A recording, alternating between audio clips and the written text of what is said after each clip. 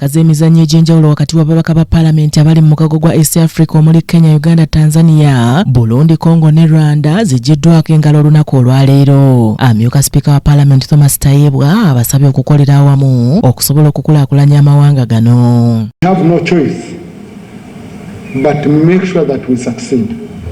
Those who are ready to see us fail are more than those who are ready to see us succeed. So as a community, we must stand by each other. We must come in where we find points of weakness. We support each other so that we win as a team. So I'm happy to see that everyone emphasized the point that we are not here to win. We are not here to celebrate against each other, but to see a community of brothers and sisters coming in to compete in-house, but go out as one party of winners. Tayebwa okwogera bino abadde aggulawo emizannyo gy'ababaka ba palamenti mu butongole abava mu mawanga g'ebuvanjuba bwa Afrika egy'omulundi ogw'15 ku kisaawe ky'ameefu g'ekkololo ng'omukolo guno gwetabiddwako ebikonge okuva kuno ne mu mawanga ga East Africa. Omukolo guno gutandise n'okukumba okuva ku palamenti okutuuka ku kisaawe ekkololo.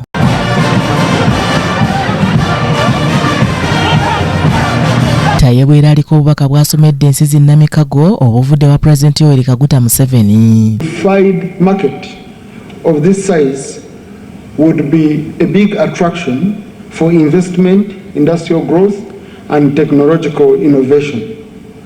He said that to leverage this potential, we must remove the remaining non-tariff barriers, modernize our border infrastructure and accelerate the construction of strategic transport corridors.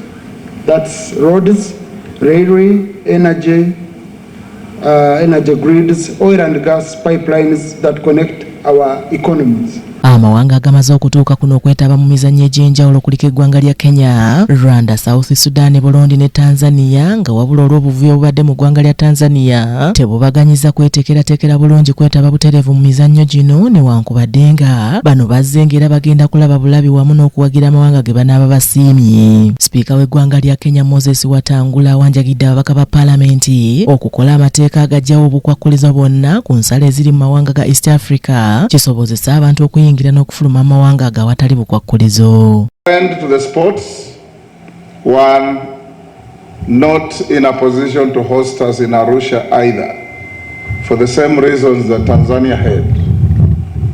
I reached out to my sister, the Speaker of Uganda, Annette, and within a day she said she would consult with the leadership of the country.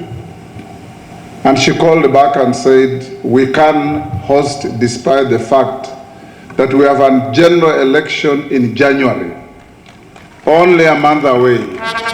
A round of applause for Uganda.